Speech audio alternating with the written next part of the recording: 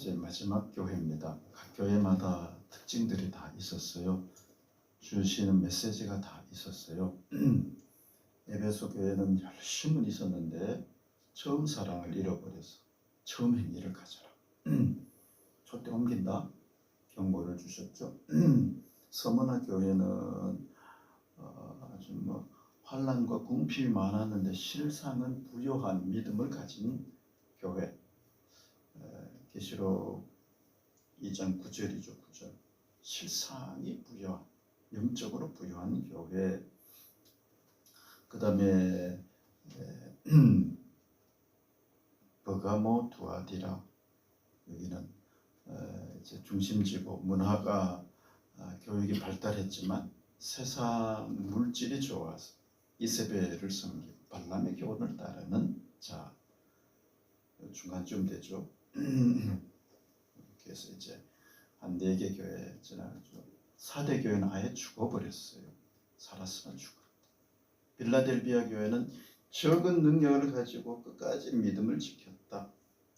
3장 8절에 나오죠. 적지만 아주 큰 능력으로 잡고 있는 교회. 마지막이 이제 라오디게아입니다. 라오디게아는 4대보다가는 조금 앞에 있는, 서머나 빌라델비아가 맨 앞에서 실제로는 부요하고 적은 능력으로 아주 믿음을 굳건하게 지키고 열심히 있지만 에베소 교회는 처음 사랑이 서서히 식어가는. 그 다음에 버가모 두아디라는 믿음이 있지만 세상 물질을 좋아해서 이세벨을 섬기는 우상 숭배하는 교회. 그 다음에 라오디게아, 그 다음에 4대 이렇게 선이 주어져 있습니다. 이걸 생각하면서 보면 좋겠어요. 라오디게아 교회는 에바브라가 개척했습니다. 골로새 교회하고 라오디게아 교회를 개척했어요. 사도 바울에게 은혜를 받고 가서 직접 고향 가서 교회를 세웠어요. 라오디게아를 가보니까요, 아주 넓고 부유한 지역이에요. 교통의 요지예요. 우리나라로 말하면 대전 정도 될까요? 서울, 경상도, 전라도 가는 요지 중간 정도가 딱 돼. 그래서 여기는 번창하잖아요. 한밭이잖아요. 넓은 지역이잖아요. 그래서 금융업이 발달되어 있어요. 그리고 넓은 목초지가 있어서 모직업이 발달되어 있었어요. 그리고 안약 재료가 나와요. 그래서 안과가 발달이 돼서 의과대학이 있었어요. 그러니까 세상적으로는 부유했어. 근데 영적으로는 가난한 교회가 되었다. 17절에 그렇게 말씀하시잖아요. 내가 말하기를 나는 부자라 부유하여 부족한 것이 없다 하나 내 곤고한 것과 가련한 것과 가난한 것과 눈먼 것과 벌거벗은 것을 알지 못하는도다. 부유해요. 부족함이 없어요. 영적으로 신앙적으로 보면 이게 오히려 참 좋다고 보기는 어렵다라는 거죠. 부자가 천국 들어가기가 낙타가 바늘기 들어가는 거하고 비슷하다고 말씀하셨잖아요. 부여해서 부족한 게 없어. 그러면 그 속에서 편안하게 살기를 원하죠. 영적인 게 뭐 필요하겠습니까? 그래서 교회가 부흥하는 국가나 역사를 보면 GNP가요 한 3,000불에서 4,000불, 이때가 가장 부흥합니다. 우리나라 70년대 70년대. 중국이 벌써 한 7,000~8,000불, 10,000불 넘어가잖아요. 그러면서 서서히 떨어져. 캄보디아도 마찬가지. 10,000불이 넘어가면 서서히 정체기에 들어가서 20,000불이 늘어나면 떨어지게 돼요. 이렇게 가는 게 보통 교회의 특징이라고 그렇게 이제 학자들이 주장해요. 가난할 때는 하나님 나 복 주세요.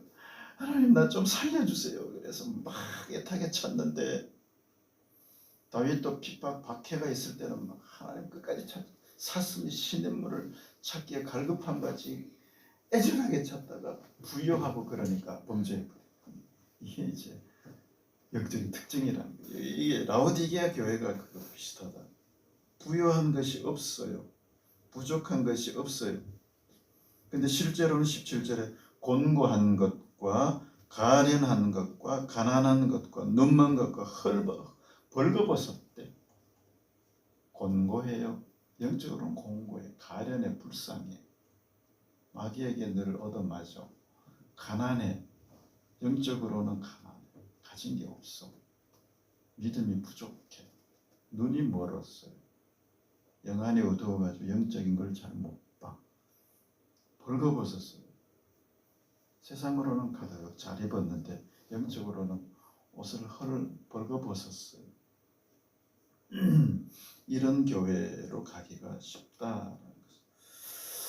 그래서 19절에 그렇게 말씀하세요. 19절 같이 한번 읽어볼까요? 19절요. 시작. 무릇 내가 사랑하는 자를 책망하여 징계하노니 그러므로 내가 열심을 내라 회개하라. 사랑하는 자라서 책망한대요. 채찍질한대요. 그래서 하나님의 채찍을 맞는 사람이 사실은 하나님이 굉장히 사랑하는 분. 질병으로, 사고로, 핍박, 박해로, 고난 가운데 확 집어넣는 게 오히려 살리는, 믿음이 살아나게 만든다라는. 그래서 대체로 비유를 그렇게 하죠. 꿀벌이 이제 꽃을 찾아서 꿀을 이제 딸 때가 살아있는 꿀벌이에요. 꿀벌 통에 들어가가지고 설탕물을 빨듯이 꿀을 이렇게 앉아가지고 빨면은 꿀벌은 죽어버린대.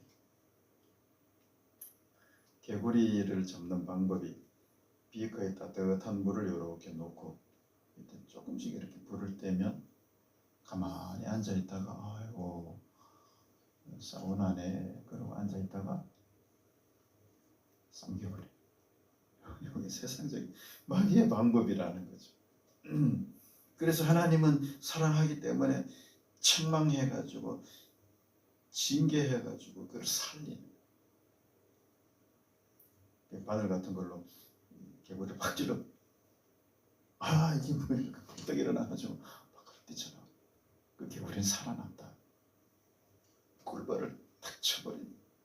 그는 쫙 날아가서 살아난다. 하나님 우리를 그렇게 하실 수 있다. 그래서 채찍하고 징계 올 때 너무 낙심하지 말래요. 히브리서 12장 5절 6절에 그렇게 말씀하세요. 사랑하는 자마다 징계한다. 채찍질. 또 아들들에게 권면하는 것 같이 너희에게 권면하신 말씀도 잊었다. 일러스되 내 아들아 주의 징계하심을 경히 여기지 말며 그에게 꾸지람을 받을 때 낙심하지 말라. 낙심하지 말라. 주께서 그 사랑하시는 자를 징계하시고 그가 받아들이시는 아들마다 채찍질 하십니다. 징계하시고 채찍질 해가지고 그를 살려주려고 깨어있게 만들려고. 그래서 온실에서 자란 화초나 나무는 큰 어려움에 오면은 그냥 쓰러져요. 못 일어나요. 꺾여버려요. 근데 어려움과 채찍과 징계와 고난 속에서 자란 이 나무는 기어코 살아나. 또 이겨내. 또 이겨내. 대나무가 왜 이렇게 마디가 있냐 하면은 꽃 자랄 때마다 한 마디를 통해서 단단해지고 그 다음에 또 자라고 단단해지고 이렇게 자라거든요. 그래서 안 부러져요. 아무리 가늘어도 끝까지 낚싯대가 되는 거죠. 나무 나이테가 있어가지고 겨울이 지나면서 나이테가 하나 생기면서 이게 단단해져. 우리의 믿음도 그렇게 만들어 주신다. 약하지 않게 막 찔러가지고 그를 강하게 만들어 주신다. 병을 줘가지고 막 몸부림쳐 기도하게 만들어요. 그래야 살아나. 사도 바울 육신의 가시를 계속 찔러줘요. 그러니까 평생 끝까지 엄청난 기사와 이적이 일어나잖아요. 육신의 사탄의 이 사자를 붙여버려서. 그래서 우리의 믿음은 육적인 믿음이야. 우리의 씨름은 혈과 육을 상대하는 게 아니라 정사와 권세와 어둠의 세상 주관자. 에베소 6장 12절에 보면 12절 같이 한번 읽어볼까요? 시작. 우리의 씨름은 혈과 육을 상대하는 것이 아니라 통치자들, 권세들, 이 어둠의 세상 주관자들, 하늘에 있는 악의 영들을 상대함이라. 반드시 요거를 마음속에 간직하고 있는 거죠. 육적으로 부여해서 자칫하면은 나태하기 쉬운, 여기에 빠지지 않도록 우리 교회가 걸어가야 할 길이 이 길이 아니겠느냐. 완전히 넉넉하게 주시지 않아요. 좀 부족해. 이거 어떡하지? 이거 이렇게 해야 되는데 이게 안 되네. 그때 주님 바라보는 거죠. 다 주고 나면 주님 뭐 의지하겠어? 어제 기도 편택이 오후에 가가지고 김성환 목사님 만나가지고 또 악수하고, 부족해야 자꾸 하나님 바라보고 하나님 의지하고 기도하지. 넉넉하면 뭐 기도할 게 뭐가 있습니까? 목숨 걸고 주님 잡아야 내가 살아갈 수. 씨름 혈과 육을 상대하는 게 아니야. 통치, 권세, 어둠의 세상 주관자, 악의 영들은 얼마나 잔인한데요. 아주 강하고 아주 어제 말씀드린 대로 끈적끈적하게 계속해서 다가와. 계속 공격해. 이걸 이기려고 몸부림치는 거예요. 부여해도 이게 있는 사람은 끝까지 살아있어. 왜? 내 능력으로 안 되니까. 그래서 10절 11절에 그렇게 말씀하죠. 끝으로 너희가 주 안에서와 그 힘의 능력으로 강건하여지고 마귀의 간계를 능히 대적하기 위하여 하나님의 전신갑주이고 딱 무장하고 영적으로 무장해서 끝까지 달려가는 이 사람이 승리할 수 있다. 할렐루야. 그래서 시편 119편 71절에는 그래서 고난당하는 게 내게 유익이래요. 어려움 속에 있는 게. 그래서 하나님은 그래서 어떤 분은 질병을 안 고쳐주실 수도 있어요. 그래야 네가 사니까. 너무 견디기 어려운 큰 아픔과 고통은 하나님께서 긍휼히 여기셔서 고쳐주시지만 너를 살리기 위해서는 그게 필요하다 그러면 그걸 꽉 잡고 있어. 또 이것 때문에 막 몸부림치다가 또 자녀가 문제가 생겨가지고 또 몸부림쳐 기도하다 그 붙잡고 또 주님 찾고 끝까지 그래서 달려가. 그래서 우리는 승리할 줄로 믿습니다. 다시 한번 정리하겠습니다. 7교회 맨 앞에 스무나와 빌라델비아. 환난과 궁핍이 있지만 영적으로 부유한 교회 되게 해주세요. 그 다음 빌라델비아 교회는 적은 능력을 가지고도 기름 배받았어요. 계시록 3장 9절 한번 띄워봐 주시죠. 계시록 3장 9절 띄웠나요? 하도 늦게 줘가지고 적은 능력 가지고도 끝까지 막 자고.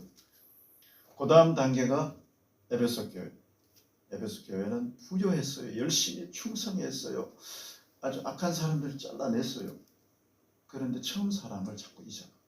처음 믿음에서 자꾸 떨어져가. 그 다음 단계 이렇게 가기 쉬워요. 그 다음에는 믿음이 있는데 세상을 자꾸 섬겨. 이세벨을 섬기고 발람을 쫓아. 그 다음 단계가 라오디게아라는 거죠. 부여하니까 영적인 게 약해져. 그 다음에는 사대로 가요. 살았으나 죽어. 이 단계가 이렇게 가기 쉽다. 우리는 스무나와 필라델비아 교회로 끝까지 서 있는 교회, 살아있는 교회 되게 해주세요. 살아있는 성도가 되게 해주세요. 기도하면 끝까지 승리할 줄로 믿습니다. 기도하겠습니다. 이제 7교회를 다 보았는데 스무나나 빌라델비아 교회 같은 교회가 우리 교회가 이런 교회 되게 해주세요. 어려움과 부족함이 있어요. 그래야 살아있으니까. 그러므로 영적으로 주님을 끝까지 잡는 교회 되게 해주세요. 첫사랑을 회복하고 세상 물질 정욕 다 벗어버리고 주님께 죽도록 충성하게 해주세요. 특별히 장례기념 행사 가운데 주님께서 함께 해주시고 아프고 고통당하는 우리 많은 성도들 거기서 회복시키고 고쳐달라고 일으켜달라고 영적인 전쟁에서 승리하게 해달라고 나라 민족과 또 선교사님들을 위해서 각자 기도 제목 가지고 주일 장합 통성으로 기도하겠습니다. 주여 하나님 아버지